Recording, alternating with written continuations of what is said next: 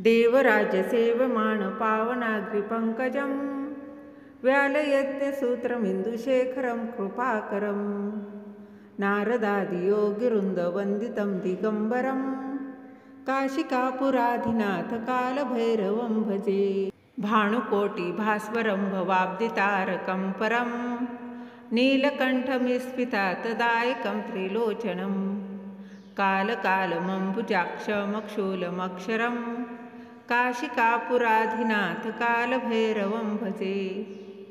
शूलटङ्कपाशदण्डपाणिमादिकारणं श्यामकायमादिदेवमक्षरं निरामयं भीमविक्रमं प्रभुविचित्रताण्डवं प्रियं काशिकापुराधिनाथकालभैरवं भजे। भुक्तिमुक्तिदायकं प्रशस्तचारुविग्रहं भक्तवत्सलं स्थितं समस्तलोकविग्रहं विनिघ्नं मनोज्ञे किङ्किणीलसत्कटी काशिकापुराधिनाथकालभैरवं भजे। धर्मसेतुपालकं त्वधर्ममार्गनाशकं कर्मपाशमोचकं सुशर्मदायकं विभुं स्वर्णवर्णशेषपाशशोभिताङ्गमण्डलं काशिकापुराधिनाथकालभैरवं भजे। रत्नपादुकाप्रभाविराममातयुग्मकं नित्यमद्वितीयमिष्टदैवतं निरञ्जनं मृत्युदर्पनाशनं करालदष्टमोक्षणं काशिकापुराधिनाथकालभैरवं भजे। अट्टहासभिन्नपद्मजाण्डकोशसन्तती दृष्टिपातनष्टपापजालपूर्णशासनम् अष्टसिद्धिदायकं कपालमालिकन्धरं काशिकापुराधिनाथकालभैरवं भजे। भूतसङ्गनायकं विशालकीर्तिदायकं काशिकावासलोकपुण्यपापशोधकं विभुं नीतिमार्गगोविन्दपुरातनं जगत्पतिः काशिकापुराधिनाथकालभैरवं भजे। कालभैरवाष्टकं पठन्ति ये मनोहरं ज्ञानमुक्तिसाधनं विचित्रपुण्यवर्धनं शोकमोहदैन्यलोभकोपतापनाशनं ते प्रयान्ति कालभैरवाङ्घ्रिसन्निधिध्रुवम् इति श्रीमद्शङ्कराचार्यविरचित श्रीकालभैरवाष्टकं। देवराजसेवमाण पावनाग्रिपङ्कजं व्यालयज्ञसूत्रमिन्दुशेखरं कृपाकरं नारदादियोगिवृन्दवन्दितं दिगम्बरं काशिकापुराधिनाथकालभैरवं भजे। भानुकोटिभास्वरं भवाब्दितारकं परं नीलकण्ठमिस्फितातदायकं त्रिलोचनं कालकालमम्बुजाक्षमक्षूलमक्षरं काशिकापुराधिनाथकालभैरवं भजे। शूलटङ्कपाशदण्डपाणिमादिकारणं श्यामकायमादिदेवमक्षरं निरामयं भीमविक्रमं प्रभुविचित्रताण्डवं प्रियं काशिकापुराधिनाथकालभैरवं भजे। भुक्तिमुक्तिदायकं प्रशस्तचारुविग्रहं भक्तवत्सलं स्थितं समस्तलोकविग्रहं विनिघ्नं मनोज्ञे किङ्किणीलसत्कटी काशिकापुराधिनाथकालभैरवं भजे। धर्मसेतुपालकं त्वधर्ममार्गनाशकं कर्मपाशमोचकं सुशर्मदायकं विभुं स्वर्णवर्णशेषपाशशोभिताङ्गमण्डलं काशिकापुराधिनाथकालभैरवं भजे। रत्नपादुकाप्रभाविराममातयुग्मकं नित्यमद्वितीयमिष्टदैवतं निरञ्जनं मृत्युदर्पनाशनं करालदष्टमोक्षणं काशिकापुराधिनाथकालभैरवं भजे। अट्टहासभिन्नपद्मजाण्डकोशसन्तती दृष्टिपातनष्टपापजालपूर्णशासनम् अष्टसिद्धिदायकं कपालमालिकन्धरं काशिकापुराधिनाथकालभैरवं भजे। भूतसङ्गनायकं विशालकीर्तिदायकं काशिकावासलोकपुण्यपापशोधकं विभुं नीतिमार्गगोविन्द पुरातनं जगत्पति काशिकापुराधिनाथ कालभैरवं भजे कालभैरवाष्टकं पठन्ति ये मनोहरं ज्ञानमुक्तिसाधनं विचित्रपुण्यवर्धनं शोकमोहदैन्यलोभकोपतापनाशनं ते प्रयान्ति कालभैरवाङ्घ्रिसन्निधि ध्रुवम् इति श्रीमद्शङ्कराचार्यविरचित श्रीकालभैरवाष्टकं देवराज्यसेवमानपावनाग्रिपङ्कजं व्यालयज्ञसूत्रमिन्दुशेखरं कृपाकरं नारदादियोगिवृन्दवन्दितं दिगम्बरं काशिकापुराधिनाथ कालभैरवं भजे भानुकोटिभास्वरं भवाब्धितारकं परं नीलकण्ठमिस्फितातदायकं त्रिलोचनं कालकालमम्बुजाक्षमक्षूलमक्षरं काशिकापुराधिनाथ कालभैरवं भजे शूलटङ्कपाशदण्डपाणिमादिकारणं श्यामकायमादिदेवमक्षरं निरामयं भीमविक्रमं प्रभुविचित्रताण्डवं प्रियं काशिकापुराधिनाथ कालभैरवं भजे भुक्तिमुक्तिदायकं प्रशस्तचारुविग्रहं भक्तवत्सलं स्थितं समस्तलोकविग्रहं विनिघ्नं मनोज्ञे किङ्किणीलसत्कटी काशिकापुराधिनाथ कालभैरवं भजे धर्मसेतुपालकं त्वधर्ममार्गनाशकं कर्मपाशमोचकं सुशर्मदायकं विभुं स्वर्णवर्णशेषपाशशोभिताङ्गमण्डलं काशिकापुराधिनाथ कालभैरवं भजे रत्नपादुकाप्रभाविराममातयुग्मकं नित्यमद्वितीयमिष्टदैवतं निरञ्जनं मृत्युदर्पनाशनं करालदष्टमोक्षणं काशिकापुराधिनाथ कालभैरवं भजे अट्टहासभिन्नपद्मजाण्डकोशसन्तति दृष्टिपातनष्टपापजालपूर्णशासनम् अष्टसिद्धिदायकं कपालमालिकन्धरं काशिकापुराधिनाथ कालभैरवं भजे भूतसङ्गनायकं विशालकीर्तिदायकं काशिकावासलोकपुण्यपापशोधकं विभुं नीतिमार्गगोविन्द पुरातनं जगत्पति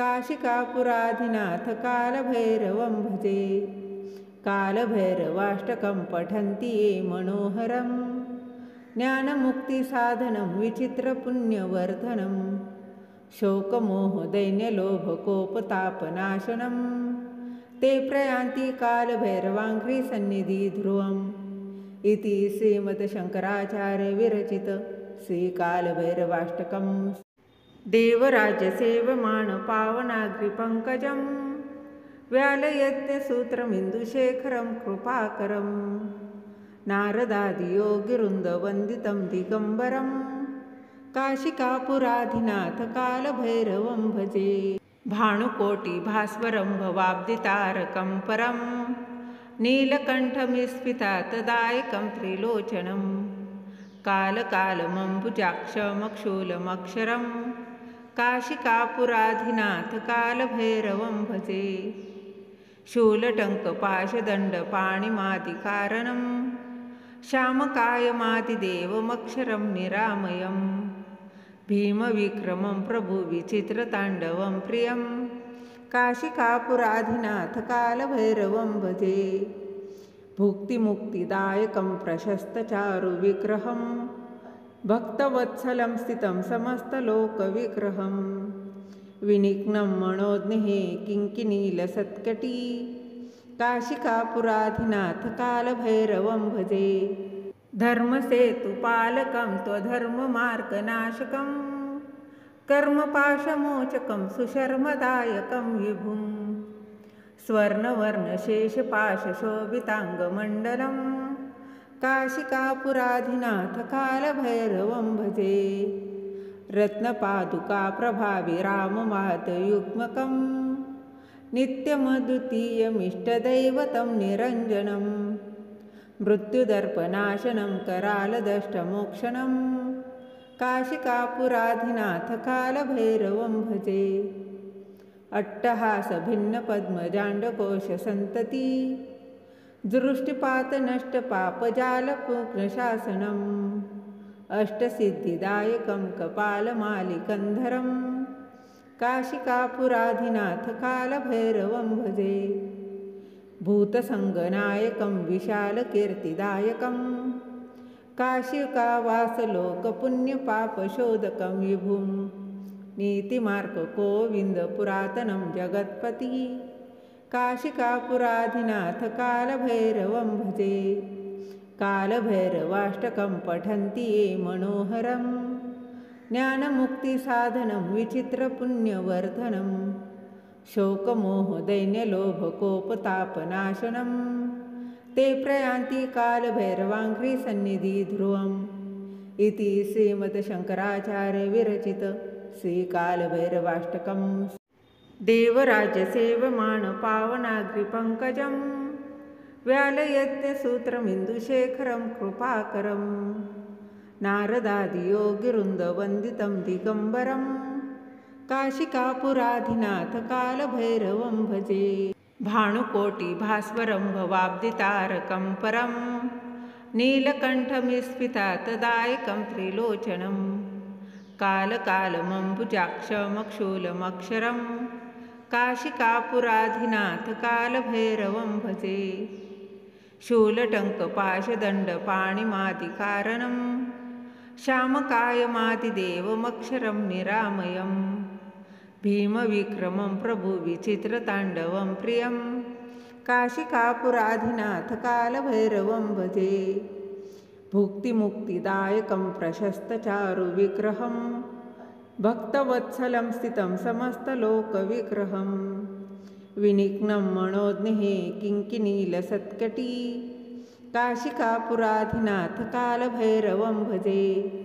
धर्मसेतुपालकं त्वधर्ममार्गनाशकं कर्मपाशमोचकं सुशर्मदायकं विभुं स्वर्णवर्णशेषपाशशोभिताङ्गमण्डलं काशिकापुराधिनाथकालभैरवं भजे।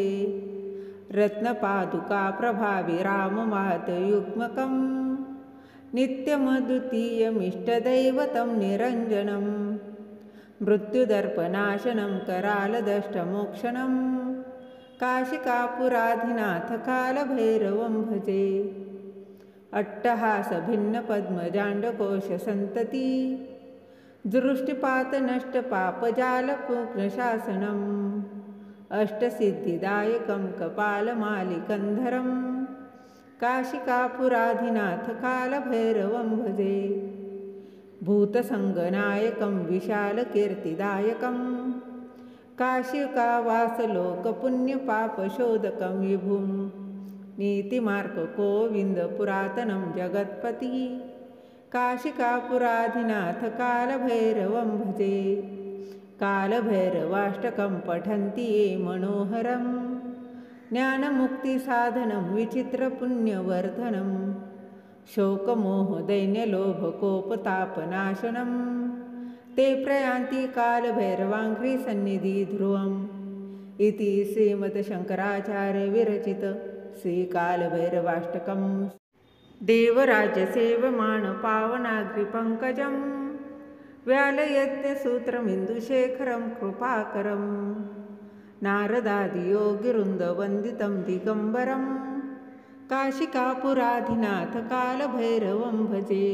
भानुकोटिभास्वरं भवाब्धितारकं परं नीलकण्ठमिस्फितातदायकं त्रिलोचनं कालकालमम्बुजाक्षमक्षूलमक्षरं काशिकापुराधिनाथकालभैरवं भजे। शूलटङ्कपाशदण्डपाणिमादिकारणं श्यामकायमादिदेवमक्षरं निरामयं भीमविक्रमं प्रभुविचित्रताण्डवं प्रियं काशिकापुराधिनाथकालभैरवं भजे। भुक्तिमुक्तिदायकं प्रशस्तचारुविग्रहं भक्तवत्सलं स्थितं समस्तलोकविग्रहं विनिघ्नं मनोज्ञे किङ्किणीलसत्कटी काशिकापुराधिनाथ कालभैरवं भजे। धर्मसेतुपालकं त्वधर्ममार्गनाशकं कर्मपाशमोचकं सुशर्मदायकं विभुं स्वर्णवर्णशेषपाशशोभिताङ्गमण्डलं काशिकापुराधिनाथ कालभैरवं भजे। रत्नपादुकाप्रभाविराममादयुग्मकं नित्यमद्वितीयमिष्टदैवतं निरञ्जनं मृत्युदर्पनाशनं करालदष्टमोक्षणं काशिकापुराधिनाथ कालभैरवं भजे। अट्टहासभिन्नपद्मजाण्डकोशसन्तती दृष्टिपातनष्टपापजालपूर्णशासनम् अष्टसिद्धिदायकं कपालमालिकन्धरं काशिकापुराधिनाथ कालभैरवं भजे। भूतसङ्गनायकं विशालकीर्तिदायकं काशिकावासलोकपुण्यपापशोधकं विभुं नीतिमार्गगोविन्दपुरातनं जगत्पति काशिकापुराधिनाथ कालभैरवं भजे।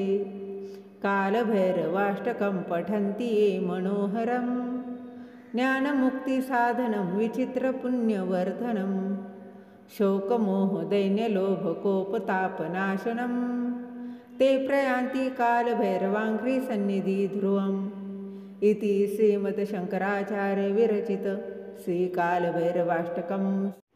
देवराज्यसेवमानपावनाग्रिपङ्कजं व्यालयज्ञसूत्रमिन्दुशेखरं कृपाकरं नारदादियोगिवृन्दवन्दितं दिगम्बरं काशिकापुराधिनाथ कालभैरवं भजे।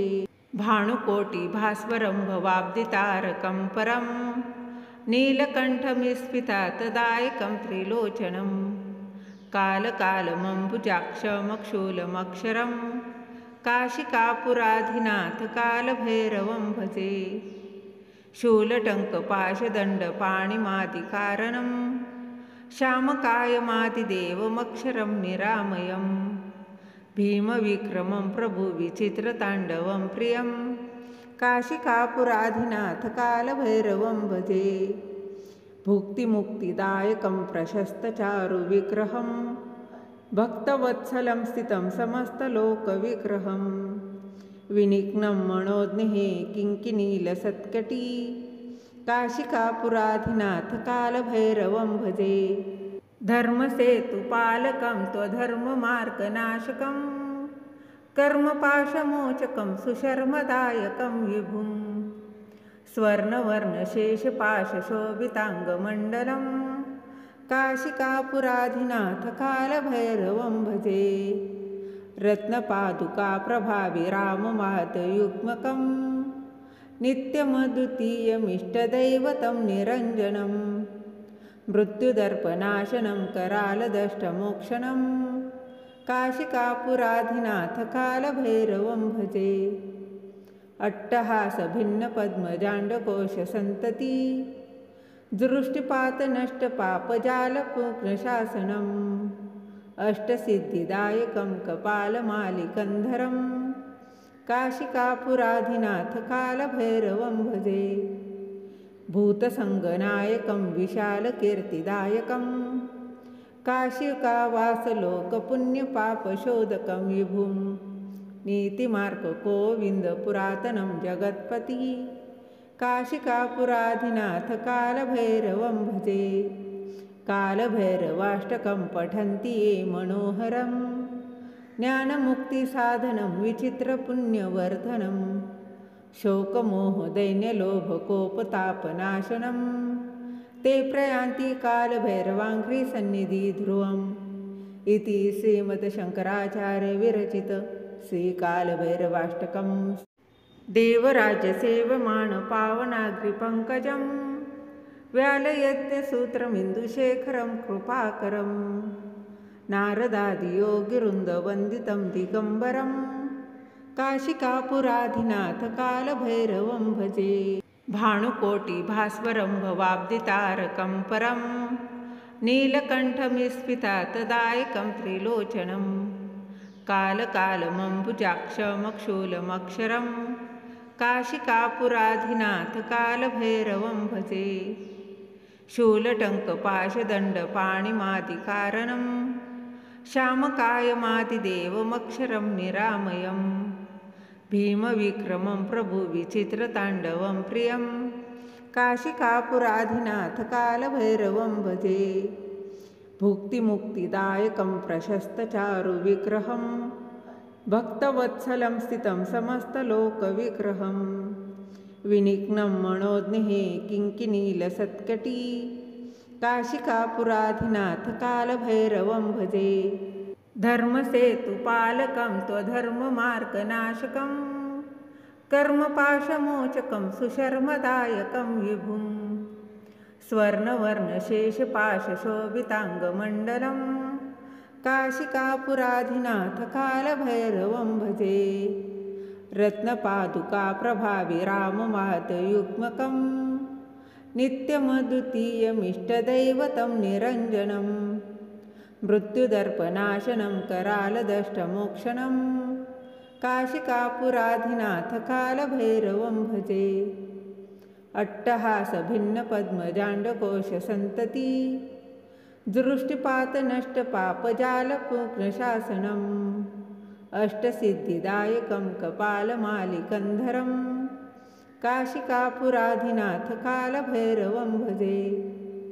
भूतसङ्गनायकं विशालकीर्तिदायकं काशिकावासलोकपुण्यपापशोधकं विभुं नीतिमार्गगोविन्दपुरातनं जगत्पति काशिकापुराधिनाथकालभैरवं भजे।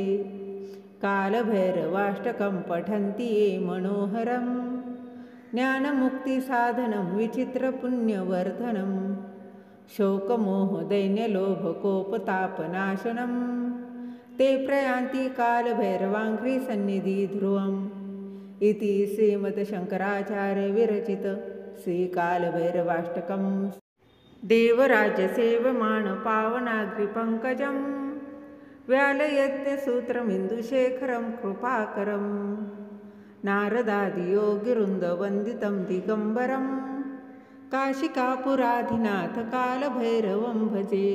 भानुकोटिभास्वरं भवाब्धितारकं परं नीलकण्ठमिस्फितातदायकं त्रिलोचनं कालकालमम्बुजाक्षमक्षूलमक्षरं काशिकापुराधिनाथकालभैरवं भजे।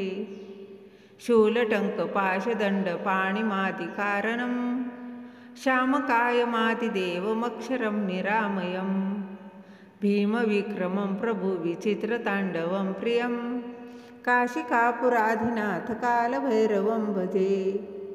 भुक्तिमुक्तिदायकं प्रशस्तचारुविग्रहं भक्तवत्सलं स्थितं समस्तलोकविग्रहं विनिघ्नं मनोज्ञे किङ्किणीलसत्कटी काशिकापुराधिनाथकालभैरवं भजे। धर्मसेतुपालकं त्वधर्ममार्गनाशकं कर्मपाशमोचकं सुशर्मदायकं विभुं स्वर्णवर्णशेषपाशशोभिताङ्गमण्डलं काशिकापुराधिनाथकालभैरवं भजे। रत्नपादुकाप्रभाविराममादयुग्मकं नित्यमद्वितीयमिष्टदैवतं निरञ्जनं मृत्युदर्पनाशनं करालदष्टमोक्षणं काशिकापुराधिनाथकालभैरवं भजे। अट्टहासभिन्नपद्मजाण्डकोशसन्तती दृष्टिपातनष्टपापजालपूर्णशासनम् अष्टसिद्धिदायकं कपालमालिकन्धरं काशिकापुराधिनाथकालभैरवं भजे। भूतसङ्गनायकं विशालकीर्तिदायकं काशिकावासलोकपुण्यपापशोधकं विभुं नीतिमार्गगोविन्दपुरातनं जगत्पति काशिकापुराधिनाथकालभैरवं भजे।